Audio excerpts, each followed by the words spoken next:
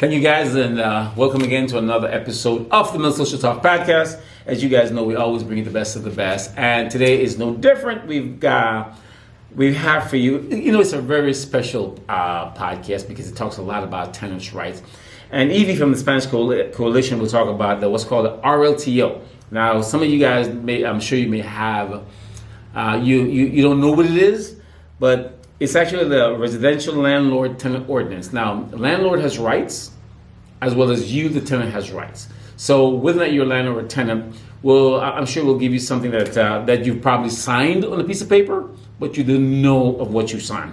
So this is going to be a special episode, so that if you're a tenant or a landlord, you can always call us, and Evie from the Spanish Coalition will actually give you her information to call her if you're having some issues. And tenants, if you're having issues, you can always reach out to one of us also, and we will direct you to what needs to be done. So, we don't have a lot of time, so we'll get right into it. And and Evie, could you introduce yourselves and tell us what you do? By the way, we have Evie and my partner Gabby.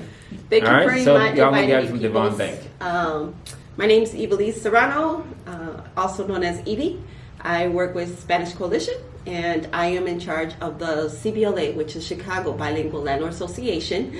Go ahead and say that a couple times. Yeah. My focus, I am a HUD Certified Counselor. My focus in this program is to educate my landlords. However, there is a big need for an education piece for both landlord and tenants to know their rights, each other's rights, right?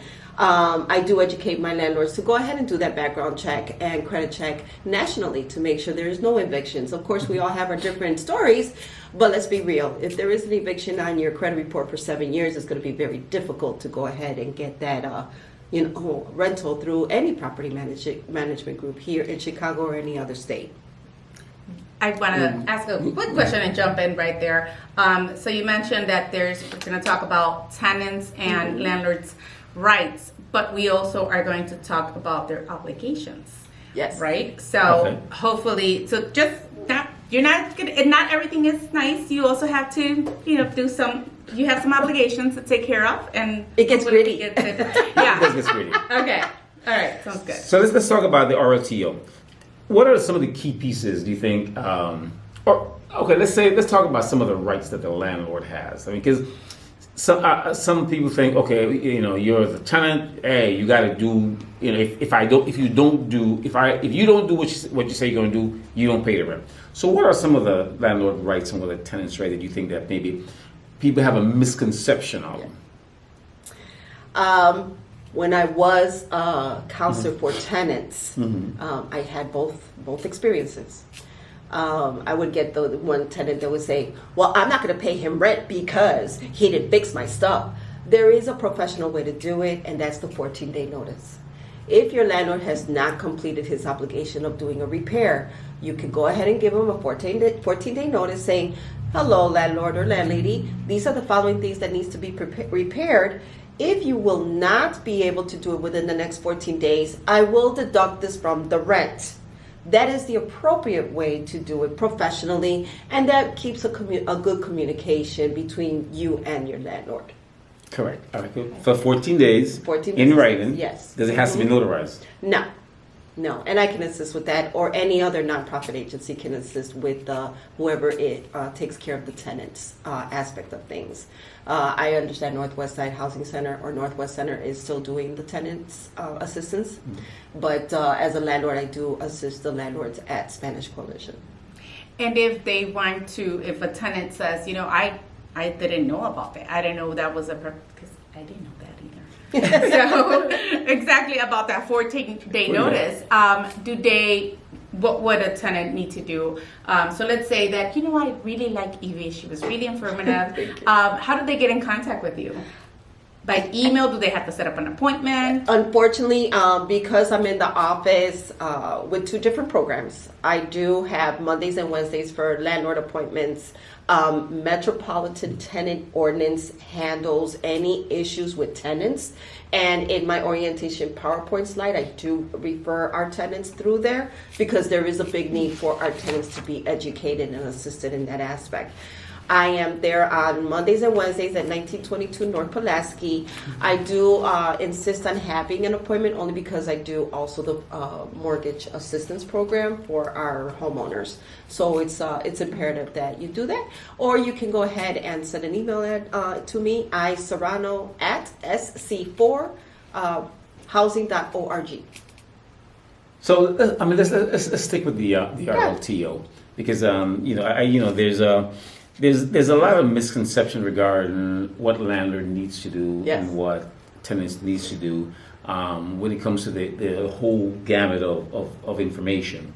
And some tenants really just, they walk in, they don't pay their rent, or they come in and they say, well, they want to bring, other people into the unit. There's a lot of, as a landlord myself, I find myself dealing with a lot of different things. Yes. A tenant comes in and says, they lie on their application all the time. It's just me and mama, then me, mama, and kids and boyfriend and all that kind of stuff. Or pets. Yeah, and how do you handle that? What do you advise your landlord if they're in a situation to say, well, I really don't want 9 people in a 3-bedroom apartment? I totally understand it now with the big influx of all the refugees and people coming from Texas. It is happening. Okay. What I advise my landlords is to do a lease.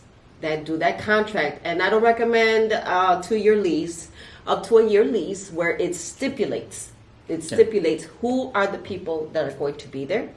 I do an addendum and a second page to that lease saying no pets allowed.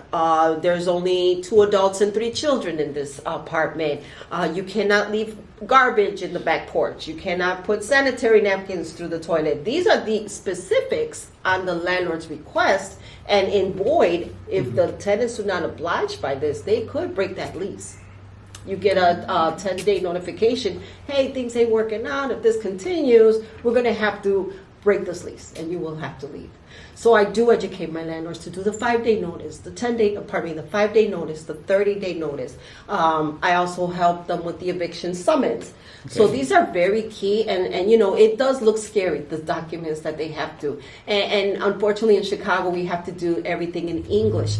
So I do help my Spanish speaking predominantly to assist them with those leases, those contracts, those addendums. It's very key to have that paperwork ready, because if you don't have your paperwork ready for that judge during the eviction process, it'll be voided.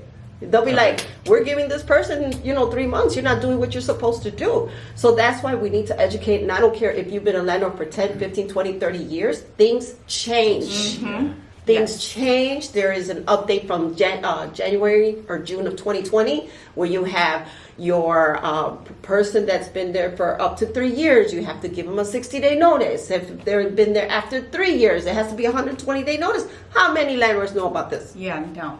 That changed. Yeah, that's 2020 change. Landlord ordinance. So 3 years, and then there's another change. I think about the credit pulling, how you pull credit. There's a change, whereas I think in 2021, where you can collect a fee for the background check. Right, you can collect a fee for background check. Yes. Until after you've approved them for the apartment. So that's something that's key that some landlord is not aware of, and that because we used to just collect everything, credit and background. Yes. Right. I am educating my landlords to do that. And now that's 2021. That's a 2021 update. Yes. And most landlords don't know that. Right. They don't. So let's say today, Evie. Yes. I purchase a 2-unit. First of all, right, I should be getting pre-purchase counseling, right? Mm-hmm. I'm a first-time home buyer. And it so happens that I'm also going to be a first-time landlord. Yes. What will be give me a little bit overview of like step-by-step. So I already closed on my house last week, and I had, I have some tenants moving in today. What had to happen before they move in? Or I have noticed that our clients that are first-time home buying investors, first-time home buyers, period, right? Mm-hmm. And you go and you say, okay, I changed my mind. I'm going to go get a 2-flat.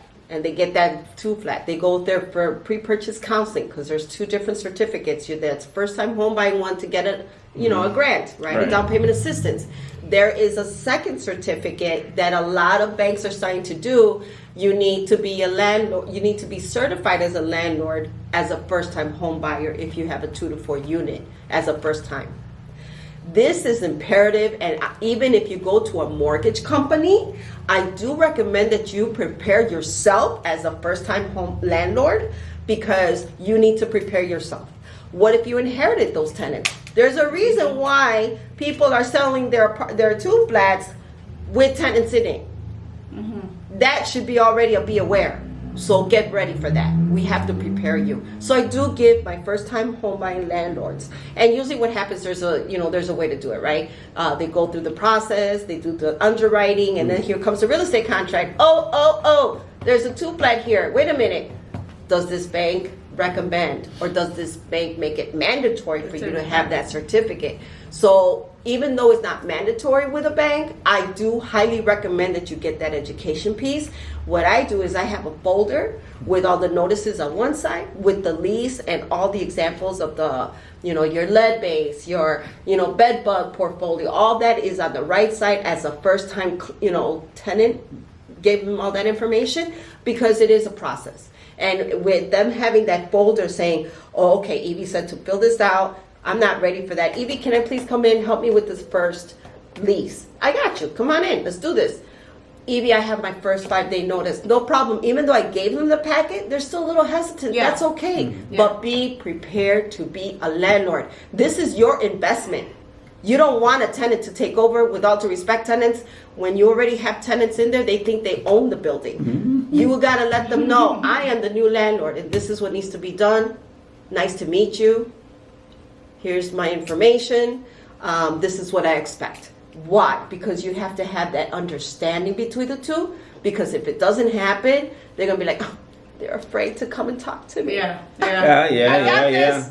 So it's Yeah. very important for us as educators, business partners, right, to make sure that these new first-time home buyers that have decided to do the landlord purchase of it, let's get them educated and be prepared. Quick question: have you? And you said you've run into banks that sort of now I've run into banks who require a 6 flat because I at one time before I had to sign a contract for a management contract. Oh, wow. For a 6 unit because the buyer that was buying had no experience, right? So I had to come in and say, okay, I'll be the property manager. Okay. So, but have you seen that with 2 flats or No. Not yet. No.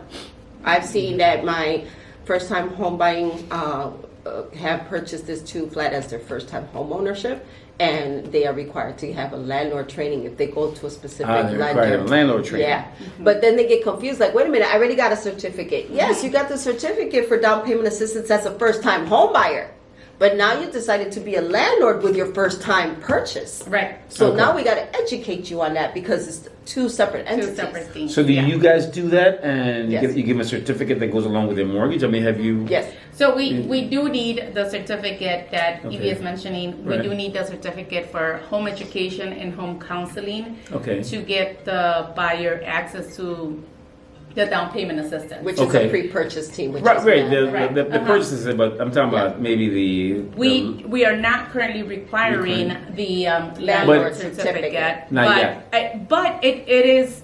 I think that it's great to recommend no. it. I think it's fabulous that Because we you don't should- want to set them. You want to set Set these them up for- buyers yeah. for success, right? Yes. You don't want to set them up for failure. Absolutely. And even somebody who has already been a landlord, like Evie said, things change. Yeah. So Laws change. Right. Yes. You know, and it's a good refresher. Yes. To Laws change, you know laws. that. And there's just as more information. I was telling the ladies I just finished renewing my property management license. So I just finished renewing that. And one of the laws that had changed that I didn't realize, and I'll see if I can make it clear, is that it's like the law where if you had when it was in jail or you were you were ex-convicted. I didn't realize that has changed, or I realized that was available until I did renew my license. And so you want to explain that? So there's some changes that we cannot deny an ex-convict to an apartment.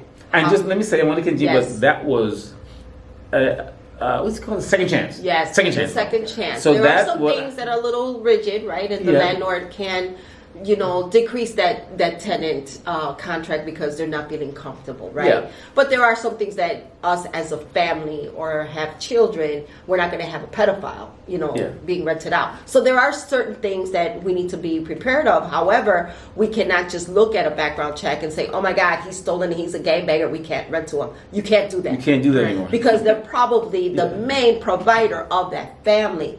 You cannot do a 2-year lease because you want to make sure that this person is doing, being a new person in the society and has learned their lesson. But I would probably do, consult, and educate the landlord. Say, you cannot say no, but go ahead and do a 6-month lease, or a year, but do not do a 2-year lease. I don't recommend that for anybody in particular. But needless to say, they do have a right to have that second chance.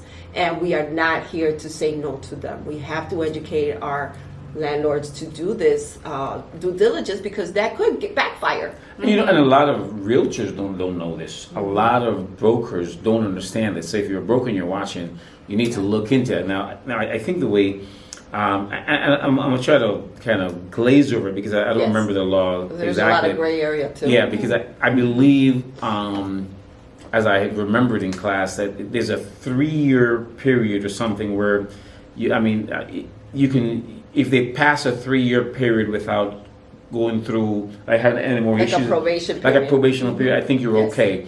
I think if they're a criminal, just get out of the, it's a year. I think there's a section where you could, but I think after 3 years, like, okay, you can't do anything. Right. You got to accept them. Yes. As long as they qualified for your rent and they're making the money. Because you want to make sure they can afford it. You got to afford, right? There's a big thing here. Affordability. So I'm not is saying an just issue. coming out, you got to rent to me. Yeah. There's a probational period there. Yeah. If they're making $15 an hour and the rent is $2,200, let's be real, they're not going to make it. They got to So you qualify. can't say, according to your income, we're not going to be able to work because it's not feasible, especially if you're the main provider. But that's the qualifying way to deny a person is their credit, right? And if they cannot afford it. That is what the landlord's supposed to look at, not because they got tattoos in their face and the tattoos in their neck. Come on, let's be real.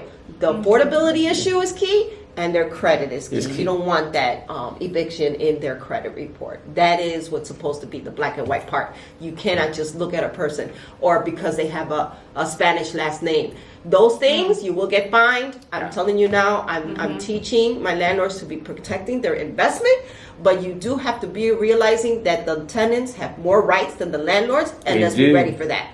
Well, Illinois has a pretty, I'm gonna say, weighted side towards the tenant. Yeah. I mean, they do, and that's one of the reasons I take Section 8.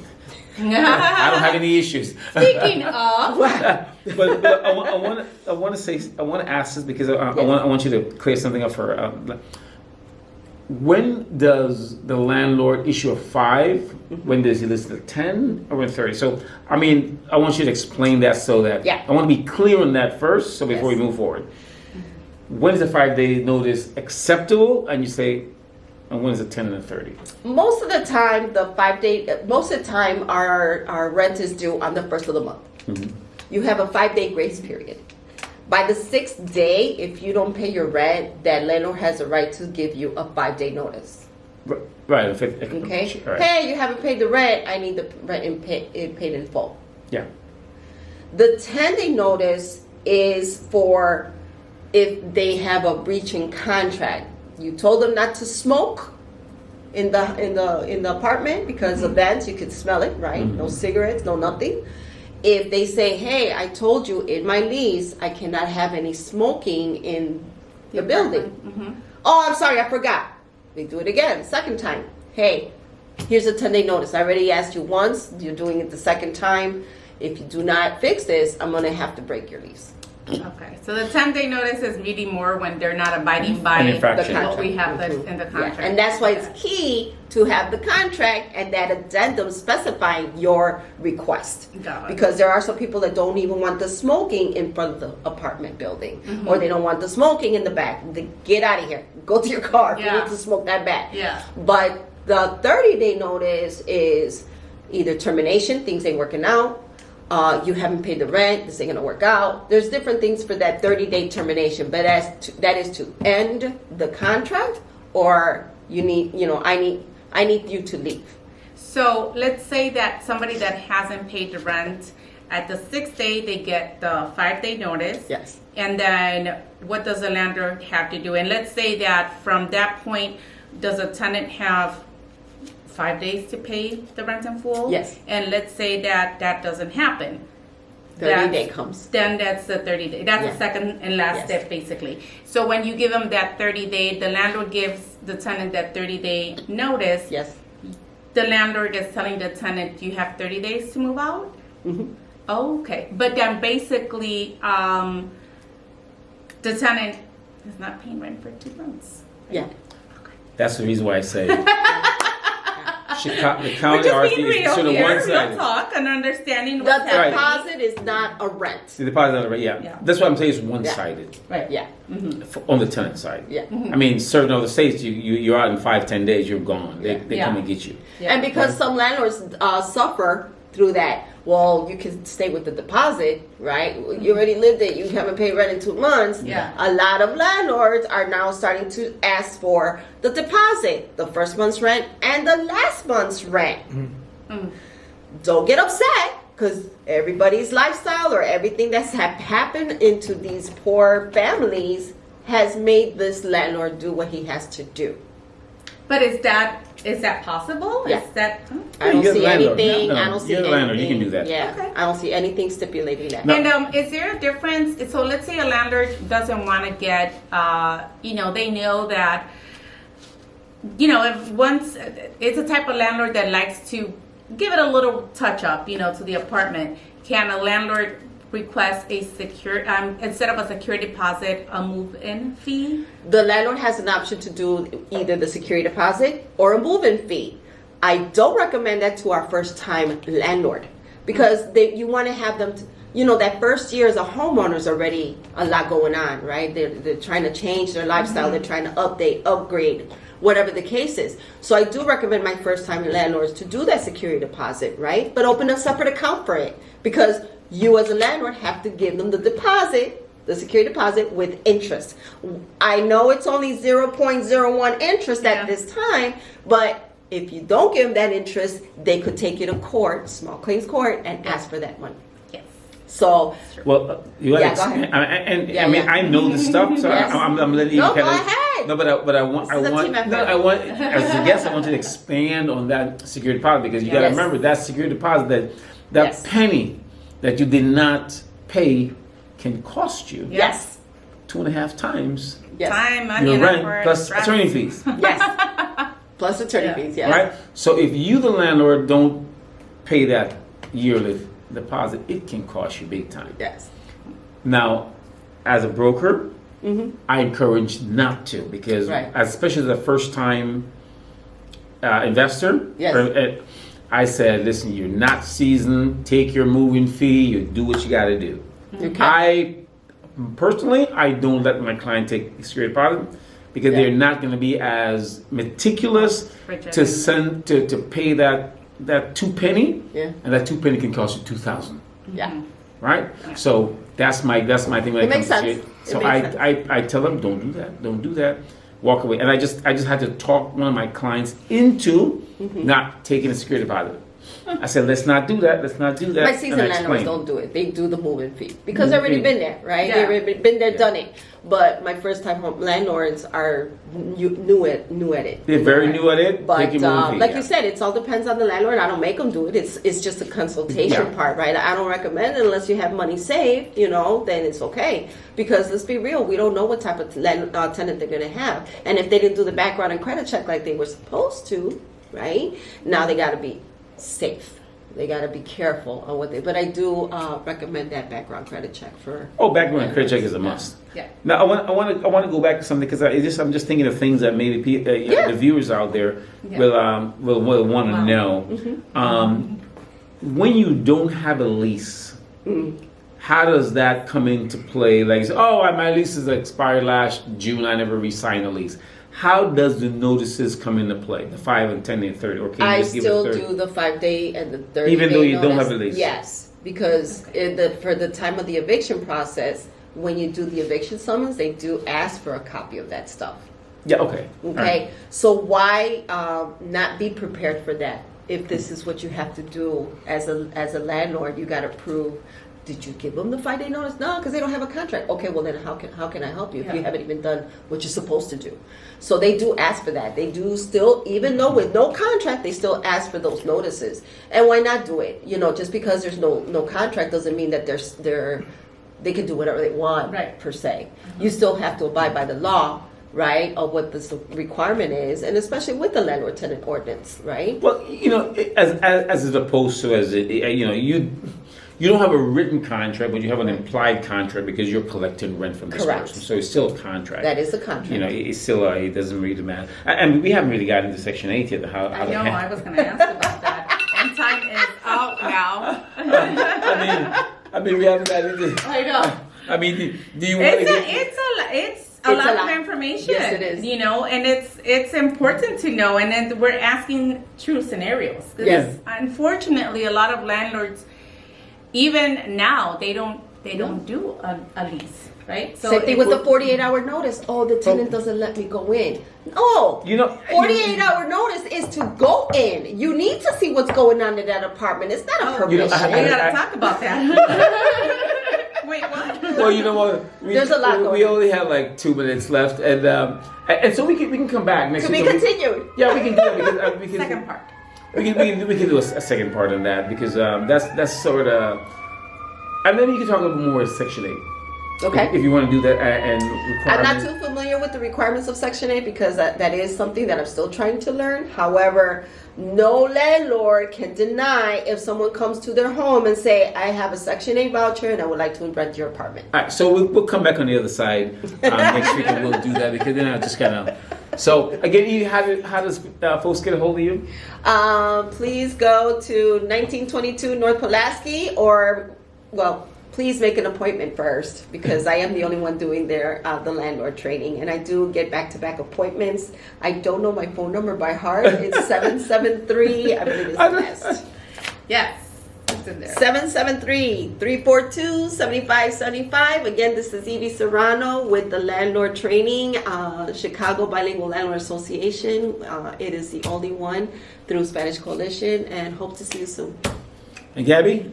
Thank you. How do we get a hold of you? By the way, Gabby, of course, Gabby does most of the mortgages, but Gabby is partnering up with me today. So, Gabby, how do they get a hold of you? 773-423-2350 or groman@devonbank.com. Maybe on the following next week, Gabby will talk a little about just some of the programs that's available through the bank. And again, you can always get a hold of us at millsreal.com. Please share the video. On the next podcast, we'll talk a little bit more, just kind of continue this conversation. So, again, this is Leroy, Managing Broker at Mills Realty, and this is the Mills Social Talk Podcast. We talk everything in real estate and social issues. So we'll be back on the next episode, along with same crew, and we'll continue this discussion for another half an hour or so. Thank you for the Thank you, guys, and until the next podcast, see you then. To be continued.